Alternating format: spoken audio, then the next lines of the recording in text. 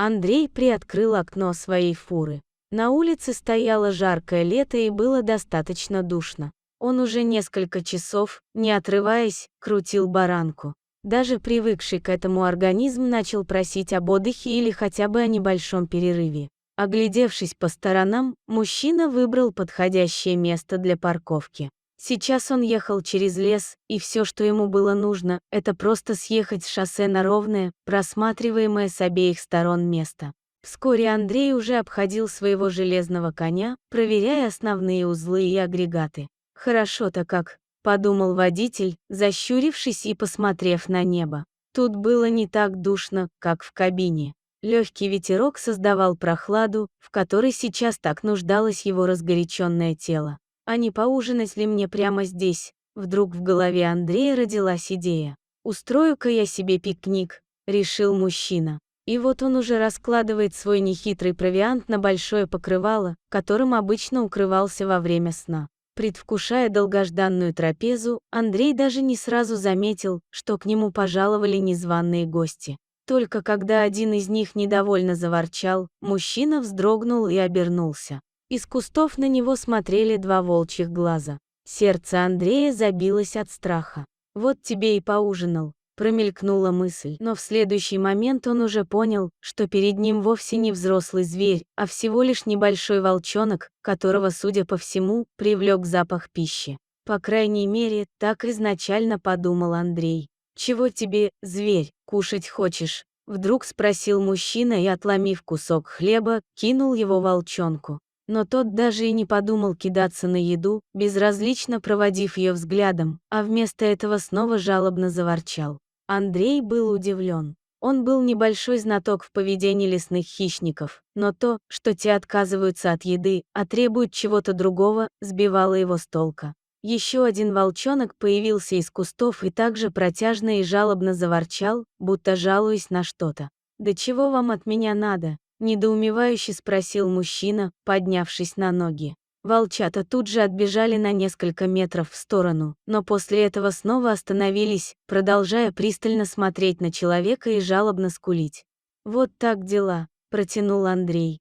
«Вот ведь пристали». Ухмыльнулся он и снова сделал шаг по направлению к волчатам. Те опять отпрыгнули на несколько метров и продолжили свои жалостные песни. Стало очевидно, что они упорно зазывают человека вслед за собой. «Надеюсь, это не ваш новый способ охоты», — сказал Андрей и, оставив разложенные продукты, отправился за волчатами в чащу. Почти 30 минут он шел за серыми комочками, а те пристально следили, чтобы человек вдруг не передумал и не повернул обратно. И вот, выйдя к большому дереву, Андрей даже сел от неожиданности и ужаса. Прямо под деревом лежал крупный волк и смотрел прямо в упор на человека. Волчата тут же кинулись к нему, принявшись облизывать его и ласкаться. Первой мыслью Андрея было бежать как можно быстрее. Бежать подальше от этого опасного хищника. И он уже был готов к этому, но все же вопрос в его голове не позволил этого сделать.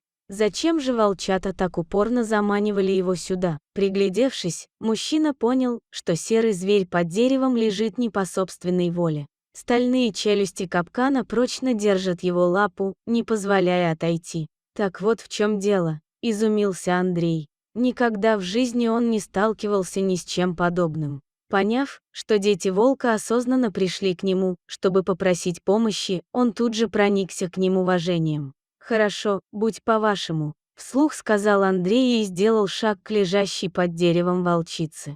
Хищница, поняв, что человек пришел помочь, демонстративно положила морду на вытянутые передние лапы, показывая, что она настроена мирно и не представляет для него угрозы. Мужчина осторожно подошел к волчице и сел на одно колено. Он постоянно что-то бормотал себе под нос, думая, что так он успокаивает животное. Но скорее так он успокаивал сам себя. Наконец, капкан разжал свою мертвую хватку, выпустив животное на свободу. Волчица тут же поднялась на ноги и принялась обнюхивать трясущегося от страха человека, а потом, словно в знак прощания, она лизнула Андрея прямо в лицо и, сильно прихрамывая, отправилась в чащу. Прошло уже больше года с того случая. Андрей наконец решил взять выходной, чтобы заняться чем-то другим, кроме как вождения автомобиля. В этот раз он решил попробовать себя в зимней рыбалке и, честно сказать, быстро пожалел об этом.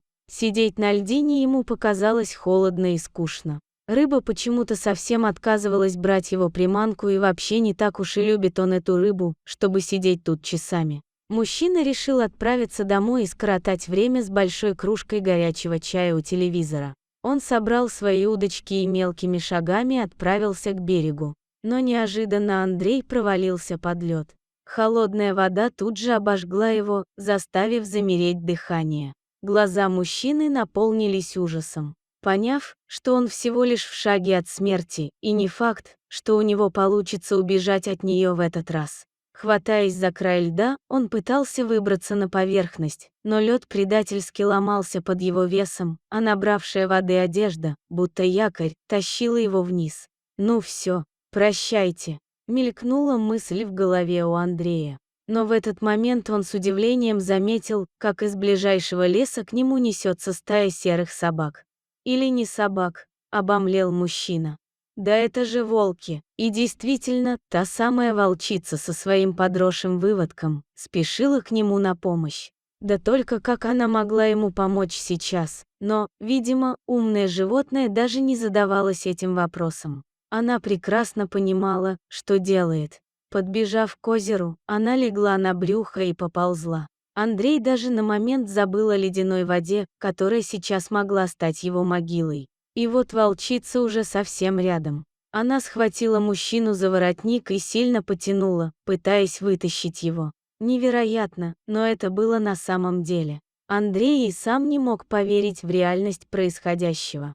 Один из волчат, увидев, что мать не справляется, также распластался на льду и подполз к матери и, ухватив человека за рукав, потянул его из воды. Так, совместными усилиями удалось вытянуть человека на твердую поверхность. По щекам Андрея текли слезы, он уже понимал, что спасенный будет жить дальше. А все это благодаря серым хищникам, которые не забыли о добром поступке, который сделал для них этот человек.